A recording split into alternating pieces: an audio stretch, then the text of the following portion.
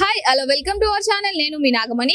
హైదరాబాద్ ఉప ఎలక్షన్స్ గురించి మనతో పాటు మాట్లాడాలనుకున్నారు యాదగిరి గారు జూబ్లీ హిల్స్ లోకల్ ఓటర్. వారిని అడిగి తెలుసుకుందాం. నమస్కారం సార్. నమస్కారం మేడం. జూబ్లీ హిల్స్ లో బై ఎలక్షన్స్ అనేవి వచ్చాయి కదా, మరి బై ఎలక్షన్స్ లో ఏ పార్టీ అధికారంలోకి రానుంది?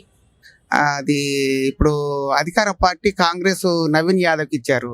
అంటే మా తెలంగాణలో ఇప్పుడు బీసీలు కావాలని 42% రిజర్వేషన్ కావాలని సీఎం గారు పట్టుదలతో ఉన్నారు కాబట్టి నవీన్ యాదవ్కు మళ్ళీ అదే అభిప్రాయంగా నవీన్ యాదవ్ టికెట్ ఇచ్చారు అధికార పార్టీ ఈసారి. ఎందుకంటే జంట నగరాల్లో కాంగ్రెస్ లేదు కాబట్టి జూబ్లీ హిల్స్లో నవీన్ యాదవ్ విజయం చేకూరుస్తారని మేము అందరూ అభిప్రాయం కూడా అదే అనుకుంటున్నాం మేడం గారు. అయితే ఇంతకుముందు జరిగిన అసెంబ్లీ ఎలక్షన్స్ లో మాగంటి గోపీనాథ్ గారు గెలిచారు కదా, మరి ఇప్పుడు అతను మరణించడం వల్ల ఈ ఎలక్షన్స్ అనేది రావడం జరిగింది. ఈ ఎలక్షన్స్ లో అతని భార్య అయిన మాగంటి సునీత గారు పోటీ చేయడం జరుగుతుంది. మరి తను ఉన్న సిట్టింగ్ స్థానాన్ని మళ్ళీ గెలుచుకోలేరా? అంటే మాగంటి గోపీనాథ్ అది సానుభూతి ఓటుతో అనుకుంటున్నారు కానీ సానుభూతి ఏమో ఎక్కువ చూపదు. ఎందుకంటే బీసీలో నవీన్ యాదవ్ అన్నారు కాబట్టి తప్పనిసరిగా నవీన్ యాదవ్ గెలుస్తారు. మాగంటి గోపీనాథ్ భార్య గెలవదండి. ఎందుకంటే ఇంతవరకు 10 సంవత్సరాలు 2 సార్లు మాగంటి గోపీనాథ్కు చేయించారు, చైతన్య చేశారు. ఈసారి కొత్త క్యాండిడేట్ కావాలని కూడా ప్రతి ఒక్కరు ఓటర్స్ అనుకుంటున్నారు, వింటున్నాము. మేము కూడా నవీన్ యాదవ్కు సపోర్ట్ చేస్తున్నాం అందరం కలిసి. అయితే బీఆర్ఎస్ పార్టీ అధికారంలో ఉన్నప్పుడు బాగుందా, కాంగ్రెస్ పార్టీ అధికారంలోకి వచ్చినాక పరిపాలన బాగుందా? మీ అభిప్రాయాన్ని ఒకసారి తెలియజేయండి. ఇది బీఆర్ఎస్ 10 ఏళ్ళు చేసింది కానీ ఒక నిర్లక్ష్యంగా, నిర్వైకరంగా, అహంకారంగా, ఫీలింగ్ మీద చాలా దుర్వినియోగం కేసీఆర్ చేసుకున్నారండి. అనుకూలంగా ఏదైనా సహకరించడం చేయటం కానీ ఏది కానీ బీఆర్ఎస్ సానుకూలంగా చేయలేదండి. ఎందుకంటే ఇప్పుడు కాంగ్రెస్ అధికారం వచ్చింది కాబట్టి కొంచెం కవర్ చేసుకుంటుంది. కేసీఆర్ కొన్ని ప్రాజెక్టు వాళ్ళు కట్టి అప్పుల పాలైన కేసీఆర్ ఇప్పుడు దాన్ని చేయడానికి రేవంత్ రెడ్డి ఆసక్తంగా రూపొందించుకొని దాన్ని నిష్పక్షంగా వ్యవహరిస్తున్నాడు కాబట్టి ఇప్పుడు కాంగ్రెస్ అయినా ఇంకో 4-3 సంవత్సరాల టైం ఉంది. దాంట్లో వరకు ఈ మంచి అంతకంటే రెట్టింపుగా కవర్ చేస్తాడని రేవంత్ రెడ్డి గారిని మేము నమ్ముకుంటున్నాం అండి. అయితే సార్, మీరు ఇప్పుడు బీఆర్ఎస్ పార్టీ తన సిట్టింగ్ స్థానాన్ని నిలుపుకోలేదు అని అంటున్నారు. మరి కేంద్రంలో బీజేపీ అయితే అధికారంలో ఉంది. మరి ఇప్పుడు రాష్ట్రంలో కూడా బీజేపీ పార్టీ ఇవాళ రేపో అభ్యర్థిని ప్రకటిస్తుంది. అయితే కాంగ్రెస్ పార్టీకి బీజేపీ పార్టీ కూడా ఒక గట్టి పోటీ అయితే ఇవ్వడానికి సిద్ధమైందని అయితే తెలుస్తుంది. దాని గురించి మీరు ఏమంటారు? ఇప్పుడు బీజేపీ పార్టీ సిద్ధంగా ఉన్నదని అంటున్నారు కానీ బీజేపీ పోయినసారి అంత సిద్ధంగా ఇప్పుడు లేదు. ఎందుకంటే మామూలుగా బీజేపీను కాంగ్రెసే పోటీ ఉంటుంది. 3వ స్థానాలు బీఆర్ఎస్ ఉంటుంది. కానీ స్వల్పం మెజార్టీతోటైనా కాంగ్రెస్ విజయం చేకూరుస్తుంది. మామూలుగా బీజేపీ ఎంత ఒత్తిడి చేసినా ఏది చేసినా ఓట్లు చురుగ్గానే అదే విధంగా పడతాయి ఓట్లు. బీఆర్ఎస్ 3వ స్థానం ఉంటుంది, కాంగ్రెస్ 1st స్థానం ఉంటుంది, బీజేపీ 2nd స్థానం వస్తుంది. ఈ నమ్మకాన్ని మేము ఎప్పుడైనా ఊహించిన పరిణామే నవీన్ యాదవ్ విజయం చేకూరుస్తాడు. ఎందుకంటే కేంద్రంలో బీజేపీ ఉన్నా ఇక్కడ ఎన్డీఏ కూటమి ఉన్నా ఏది ఉన్నా కూడా ఆ కూటమికి సానుకూలంగా ఇక్కడ ఏం తెలంగాణ ఎక్కువ చూపటం లేదు. కాంగ్రెస్ అధికార పార్టీకి ఎక్కువ చూపుతుంది. ఎందుకంటే ఇప్పుడు కొంచెం హైదరాబాద్ డెవలప్మెంట్ కావాలంటే అధికార పార్టీకి ఓటు వేయాలని ప్రతి ఒక్కరు ఓటర్స్ ఆకట్టుకుంటడానికి సిద్ధంగా ఉన్నారు కాంగ్రెస్ పార్టీ.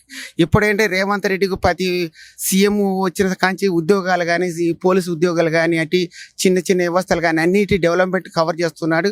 ఈ వర్ష ప్రభావంలో కూడా రోడ్లు కూడా మళ్ళీ డెవలప్మెంట్ అవుతున్నాయి, దాన్ని కూడా కవర్ చేసుకుంటున్నాడు. ఎలాంటి సిటీకి బాబు గారు ఎలా చేశారో మళ్ళీ రేవంత్ రెడ్డి అలాగే చేస్తారు. ఆ నమ్మకాన్ని సిటీ ప్రజలు బలపితంగా నమ్ముకుంటున్నారు. ఎందుకంటే ఆ ఒమ్మును వికసించకుండా రేవంత్ రెడ్డి దాన్ని కవర్ చేస్తాడని మేము ఆశించుకుంటున్నాం. సరే, అయితే ఇక్కడ ఇంకొకటి ఏంటంటే ఇప్పుడు అధికారంలో అయితే కాంగ్రెస్ పార్టీ ఉంది, ప్రతిపక్ష పార్టీగా బీఆర్ఎస్ పార్టీ ఉంది. అయితే బీఆర్ఎస్ పార్టీ నేతలు ఏమంటున్నారంటే కాంగ్రెస్ పార్టీ అధికారంలోకి వస్తే 6 గ్యారంటీలను అమలు చేస్తామని చెప్పారు, ఇచ్చిన 6 హామీలను కూడా మర్చిపోయారు అంటూ ఒక ఆరోపణలు అయితే చేయడం జరుగుతుంది. వాటి గురించి మీరు ఏమంటారు? నేను అనేది అంటే ఇప్పుడు 10 సంవత్సరాలు బీఆర్ఎస్ అధికారం ఉంది. 10 సంవత్సరాలు చేయని గ్యారంటీలు రేవంత్ రెడ్డే చేశారు. ఎందుకంటే 4 గ్యారెంటీ చేశారు కదా. కరెంట్ ఇచ్చాడు, మహిళల బస్సు ఇచ్చాడు, ఇందిరమ్మ ఇల్లు ఇచ్చారు, రైతు భరోసా ఇచ్చాడు. రైతు భరోసా కూడా నువ్వు ఉన్న వాళ్ళకే ఇచ్చావు. నువ్వు ఏది 100 ఎకరాలకు 50 ఎకరాలకు 20 ఎకరాలకు ఇచ్చావు. ఇప్పుడు రేవంత్ రెడ్డి గారు ఏం చెప్తున్నాడు, ఒక 15 ఎకరాల వరకు పరిమితం చేస్తున్నాడు. అది మంచి సన్నకారు రైతులకు ముఖ్యమైన మంచి భరోసా అది. ఎందుకంటే రైతు భరోసా అంటే అందరికి ఇచ్చే వాళ్ళకి ఇస్తే ఈ డబ్బు అంతా దాచుకోలేక చేయలేక గ్రామంలో ఈ డబ్బు వచ్చిన రైతు బంధు భరోసా అంతా ఊర్లలో పడి ఊర్లలో పేదవాడికి భూమి దొరకకుండా కూడా భూమి డిమాండ్ పెడుతున్నారు. ఎందుకంటే ఈ రైతు బంధు పైసలను కేసీఆర్ 100 ఎకరాలకి 50 ఎకరాలకి 20 ఎకరాలకి ఇచ్చే ఆ డబ్బు అంతా ఏం చేయాలి, బ్యాంకు లేకపోతే ట్యాక్సీ కడతారా అని దీనివల్ల ఊర్లలో గ్రామాల్లో ఉన్న ఒక కనీసానికి మామూలు సన్నకారు రైతు బతకకుండా కూడా భూములకు బాగా డిమాండ్ పెంచారు. ఇప్పుడు అలాంటి డిమాండ్ లేకుండా సన్నకారు రైతు బతకాలంటే, సన్నకారు రైతు పైకి రావాలంటే ఒక 15 ఎకరాల వరకే దాన్ని ఆదరించాడు రేవంత్ రెడ్డి. ఆ సీఎం చేసిన నిర్ణయమే మంచిది రైతులకు. ఎందుకంటే బీఆర్ఎస్ ఇంటింటికో ఉద్యోగం అన్నాడు.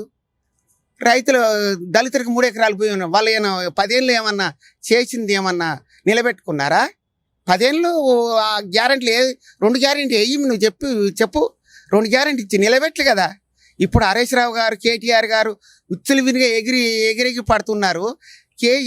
కేసీఆర్ చేసిన అప్పులకు రేవంత్ రెడ్డి దీన్ని అప్పులు కట్టలేక ఊపిరి ఆడిపోతున్నాడు. ఎందుకంటే సీఎంగా ఉన్న దీని యొక్క అధికారాన్ని తెలంగాణ కాంగ్రెస్ సోనియా గాంధీ ఇచ్చినందుకు నేను ఈ పీఠాన్ని మనం కాపాడుకోవాలి, ప్రజలను ఉమ్ము చేయకుండా ప్రజలకు ఇచ్చిన వాగ్దానం నిలబెట్టుకోవాలని కూడా భరోసా చేస్తున్నాడు.